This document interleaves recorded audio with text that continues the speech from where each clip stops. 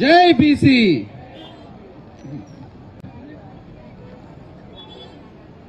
బీసీల హక్కుల కోసం 72 గంటల పాటు అకుంఠితమైన దీక్ష కూర్చున్నటువంటి మన నాయకురాలు మరియు ఎమ్మెల్సీ జాగృతి అధ్యక్షురాలు, భవిష్యత్తు తరాలకి భరోసా, ఫ్యూచర్ ఆఫ్ తెలంగాణ మా కవితక్కకి ప్రత్యేకంగా ఉద్యమ వందనాలు తెలియజేసుకుంటున్నాం. బీసీ మిత్రులారా, ఇదొక చారిత్రాత్మకమైనటువంటి సందర్భం. నేను ఒక చిన్న కథ చెప్తా. ఒక రాజ్యంలో ఒక మహారాజు ఉంటాడు. ఆయన దేశ పర్యటనకు పోయినప్పుడు అడవులు తిరుగుతున్నప్పుడు ఒక అందమైన రామచిలుక కనపడ్డది. రామచిలుక బాగుంది, ముచ్చటికి ఎగురుతుంది అని రాజుగారికి రామచిలుక మీద ఆశ కలిగింది. ఆశ కలిగి రామచిలుకని రాజ్యానికి తీసుకొని వస్తాడు. తీసుకొచ్చి మంత్రికి చెప్తాడు, సకల భోగాలు ఈ రామచిలుక కల్పించండి, నాకు చాలా ఇష్టమైన చిలుకిదని చెప్పి ఆదేశాలు ఇస్తాడు. ఆదేశాలు ఇచ్చిన తర్వాత దానికి మంచిగా కాజు, జీడిపప్పు, బాదం పప్పు అన్ని ఒకటే దగ్గర పెట్టి రామచిలుకని పెంచుతూ ఉంటారు. అయితే ఒకనొక సందర్భంలో రాజుగారు చూస్తారు, మరి నా అందమైన రామచిలుక ఎట్టే గుర్తుందా అని చెప్పి చూస్తాడు. తీరా చూస్తే బాగా బాదం పప్పుకి అలవాటు పడ్డట్టి రామచిలుక తిని తిని బాగా లావయ్యి ఎగరలేక ఒక దగ్గరనే కూర్చుంటది. రాజుగారి కోపం వస్తుంది. ఏమైంది, రామచిలుక అందంగా ఎగురుతుంది అని తీసుకొస్తే ఎందుకు ఎగరట్లేదా, దీన్ని పాత రోజులలాగా ఎగరేయగలిగేటోళ్ళు ఎవరైనా ఉంటే దానికి మంచి బహుమతి అని చెప్పి రాజుగారు చెప్తాడు. అప్పుడు కవితక్క లాంటి ఒక తెలివిగలైనటువంటి ఒక నాయకురాలు వచ్చి రామచిలుక ఏ కొమ్మ మీద నిలబడితే ఆ కొమ్మ మీద గొడ్డలు పెట్టి నరుక్కుంటే స్టార్ట్ చేస్తుంది. భయానికి చిలుక ఎగరటం స్టార్ట్ చేస్తుంది. అంటే ఇవాళ మన బీసీ సంఘాల పరిస్థితి కూడా అట్టున్నాయి. ఏళ్ల తరబడి బాదం పప్పు, జీడిపప్పు తిని బీసీల రిజర్వేషన్లు మర్చిపోయినటువంటి మన సంఘాలకి కవితక్క బీసీ మూవ్మెంట్ తోటి వాళ్ళ చలనం వచ్చింది. నేను అడుగుతున్నా, ఇన్నేళ్లల్లా ఒక్కసారి కూడా గ్రామ పంచాయతీ ఎన్నికలు కావచ్చు, బీసీ ఎన్నికలు కావచ్చు, ఎక్కడైనా ఒక ఆర్డినెన్స్ అనే ఒక మూవ్మెంట్ తీసుకురావటల్లా మన సంఘాలు ఎందుకు విఫలమైనాయని మనం గమనించాల్సినటువంటి అంశం ఏంటంటే, కవితక్క ఏదైనా పడితే వదిలే రకం కాదు. తను 100కు 100% ఏ పోరాటమైనా దాని మొదల నుంచి కూడా అంతు చూసే వరకు కూడా వదిలిపెట్టే రకం కాదు. నేను అడుగుతున్నా, ఇవాళ మన సంఘాలని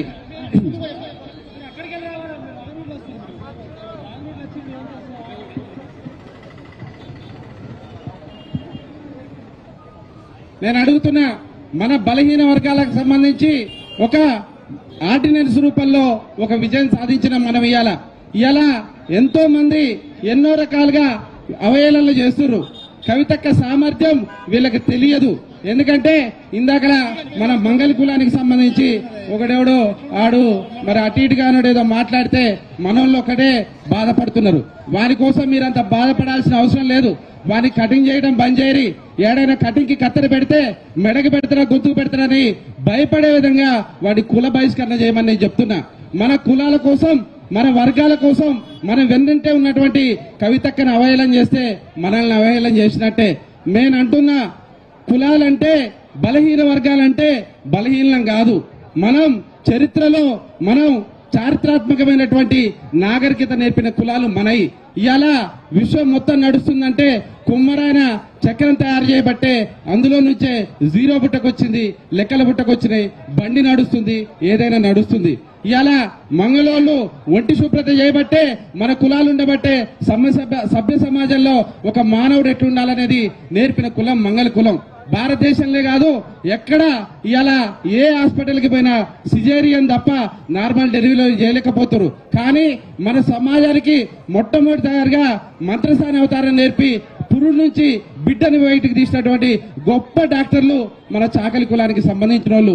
గొల్లోళ్ళు గాని, గౌన్లోళ్ళు గాని చెట్టుకున్నటువంటి పదునైన కత్తితోటి చెట్టులో ఉన్నటువంటి మంచిని బయటకు తీసి ఆ 20 అడుగుల ఎత్తు నుంచి కిందకి దిగి కళ్ళను తీసేటటువంటి గౌడ నేపథ్యం ఉన్నటోళ్ళు. పద్మశాలి గాని, గౌడు గాని, యాదవులు గాని ప్రతి ఒక్క కులానికి ఒక నేపథ్యం ఉంది.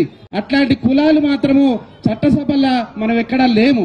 చట్టసభల్లో లేమని ఒకే ఒక బాత్తో 72 గంటల పాటు దీక్షకు పిలుపునిచ్చి ఇవాళ ఈ సమస్యని తెలంగాణలో ఉన్నటువంటి బలహీన వర్గాల సమస్య కాదు, ఇది దేశవ్యాప్తంగా ఉన్నటువంటి సమస్య అని చెప్పి హిమాచల్ ప్రదేశ్ నుంచి కూడా మనకి అక్కడ ఉన్నటువంటి రాజకీయ పార్టీలు తీసుకొస్తారు. కవితక్క చేసే ఉద్యమం వీళ్ళకి ఇంకా అర్థం కావట్లే. ఏదో ఇక్కడ ఉన్నటువంటి లిల్లీ పుట్గాళ్ళు ఆయనోడు కానోడు చిన్న చిన్న మాటలు మాట్లాడి కవితక్క గొప్పతనాన్ని గుర్తించలేకపోతారు.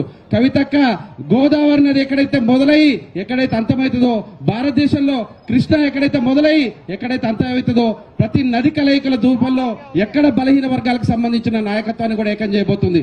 ఇది ఎక్కడో ఇందిరా పార్క్ కాడ తూతూ మంత్రంగా ప్రారంభమయ్యి ఏదో హిమాచల్ ప్రదేశ్ నుంచి వచ్చి ఎవరో మాట్లాడిపోయినట్టు కాదు. ఉత్తరప్రదేశ్ పోయినా, మధ్యప్రదేశ్ పోయినా, బీహార్ పోయినా 90% ఉన్నటువంటి బీసీ కులాన్ని ఏకం చేసి పనిచేస్తుంది. ఎందుకంటే మెంబర్ ఆఫ్ పార్లమెంట్ గా చేసినప్పుడు భారతదేశంలో ఎవ్వరికీ లేనటువంటి పరిచయాలు కవితకు ఉన్నాయి. ఇవాళ అన్ని రాజకీయ పార్టీలతోటి సత్సంబంధాలు నడుపుతూ ఎప్పుడూ లేని విధంగా భారత రాజ్యాంగంలో సీలింగ్ ఉన్నటువంటి 50% రిజర్వేషన్లని తీసేసే అంశంలో కవితక్క చేయబోయే పోరాటం భవిష్యత్తులో నిలబడబోతుంది. నేను అడుగుతున్నా, మీకు కూడా నాలెడ్జ్ ఉండాలి ఖచ్చితంగా. ఏడికి పోయినా మనం నవ్వుకుంటా బీసీ బిల్లు అంటాం కాదు. నేను అడుగుతున్నా, ఇప్పుడు ముస్లింలకు సంబంధించిన వాళ్ళు మతానికి సంబంధించి ప్రార్థన చేసిరు. మరి మొన్న కాంగ్రెస్ పార్టీ కులగణన చేసిన చెప్పి చెప్తుంది. మరి నీ కులగణనలా ఎంతవరకు 42% అని చెప్పి నువ్వు అథెంటిక్ గా చేసినావు. ఎవరి కుల ధృవీకరణ పత్రం చూడకుండా నువ్వు కులాన్ని ఎట్లా నిర్ణయించినావు? మరి 56% ఉన్నటువంటి బీసీ సమాజాన్ని 42% ఎట్లా కుదించడం నేను అడుగుతున్నా. మరి ముస్లింస్ ఉన్నారా ఈ 42%లో? ముస్లింస్ లేరా? మరి జనాభా లెక్కల ప్రకారం ఒక మతాన్ని లేకుండా చేసినటువంటి కాంగ్రెస్ పార్టీకి ముస్లింస్ ఏం అడగాలని చెప్పి నేను అడుగుతున్నా. ఎందుకంటే మరి ముస్లింస్ లేకపోతే 42% అయితే తెలంగాణలో ఉండాల్సినటువంటి బీసీలు 56% ఎక్కడికి పోయారని నేను అడుగుతున్నా. ఎందుకంటే మన జనాభాని మాయం చేసినటువంటి పార్టీల్ని మనం ఒప్పుకునే పరిస్థితి లేదు. మనము ఎక్కడో చిన్న గుబ్బపిట్టలాగా వర్షానికి తడిసి బిక్కుబిక్కుమంటూ నలిగిపోతే ఆ తప్పు మంది అవుతుంది. పెద్ద గద్దలాగా ఒక పాటలు వినలేను, ఒక పెద్ద గద్దలాగా రెక్కలిప్పి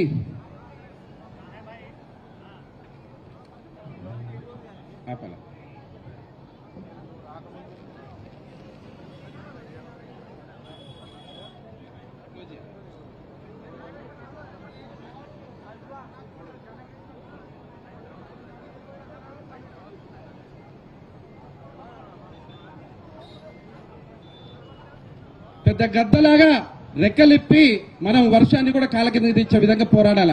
ఇవాళ కవితక్క చేయబోయే పోరాటం అది. ఏదో ఎవడు పడితే అది మాట్లాడితే కవితక్క ఏం మాట్లాడలేదంటే మీ మూర్ఖత్వం.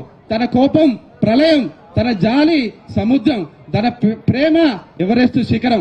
అది నమ్మిన వాళ్ళకి తెలుస్తుంది కానీ దూరంగా ఉండి నోటుకొచ్చినట్టు మాట్లాడే వాళ్ళకి తెలియదు. తన ఎత్తిన సిద్ధాంతం కోసం తన ప్రాణాన్ని పణంగా పెట్టి పోరాటం చేయబోతుంది.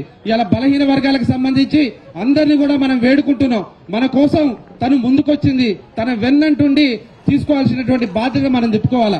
ఎందుకంటే చట్టసభలల్లో రిజర్వేషన్లు వస్తే కవితక్క కుటుంబానికి కానీ కవితక్కకి వ్యక్తిగతంగా వచ్చే లాభం ఏమీ లేదు. కానీ ఒక్కసారి బలహీన వర్గాలను కనుక చట్టసభల్లో తీసుకుపోవడానికి బిల్లు తీసుకొస్తే ఖచ్చితంగా కూడా అది మన వర్గాలకి భవిష్యత్ తరాలకు అవుతుంది.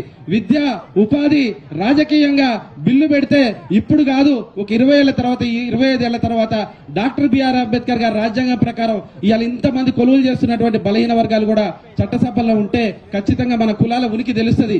రాజకీయంగా అరగ్రేటం చేయని కులాలన్నీ కూడా భూస్థాపిత అవుతామని చెప్పి ఎంతో మంది మేధావులు చెప్పారు. ఈ సందర్భాన్ని గనుక, ఈ చారిత్రాత్మక నేపథ్యాన్ని గనుక 72 గంటల పాటు మన కవితక్కతో నిలబెట్టాల్సినటువంటి బాధ్యత ఉంది. నీ పోలీస్ మిత్రులను కూడా అడుగుతున్నా, ఒకటే గద్దల కూడిపిల్ల కాడికి గనుక గద్దలు మూకైనట్టు మూకైతున్నారు. మీరు మాకు పర్మిషన్ ఇచ్చినా ఇవ్వకపోయినా మేము 1000% కూడా దీన్ని చేస్తాం. మీ పోలీసులలో కూడా బలహీన వర్గాలకు సంబంధించిన బిడ్డలు ఉన్నాయి. మీకు ఇలా డాక్టర్ బిఆర్ అంబేద్కర్ రాసినటువంటి రిజర్వేషన్లు ఉండటం వల్లే బీసీ బిడ్డలు కూడా ఉద్యోగాలు చేస్తున్నారు. ఇది మన సమస్య, మనం బయట వాళ్ళం కాదు. బ్రిటిష్ వాళ్ళు, భారతీయ సమాజానికి సంబంధించిన వేరియేషన్ మనకి లేదు. మనందరం ఒకటే. మన వర్గాలకు సంబంధించి ఒక మంచి అవకాశం వచ్చింది కాబట్టి మీరు కూడా మాకు అండగా ఉండాలా. మేము రేవంత్ రెడ్డి గారి ప్రభుత్వాన్ని కూడా రిక్వెస్ట్ చేస్తున్నాం.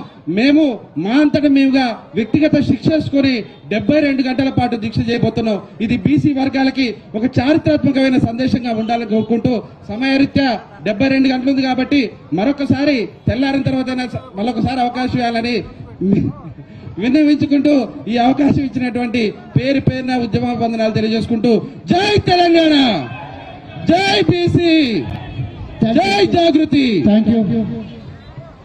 కందుల మధు వారికి ధన్యవాదాలు. ఇప్పుడు యూపీఎఫ్ నాయకులు, రజక సంఘ రాష్ట్ర నాయకులు కుమారస్వామి గారిని మాట్లాడాల్సిందిగా కోరుతా ఉన్నాం. జై బీసీ.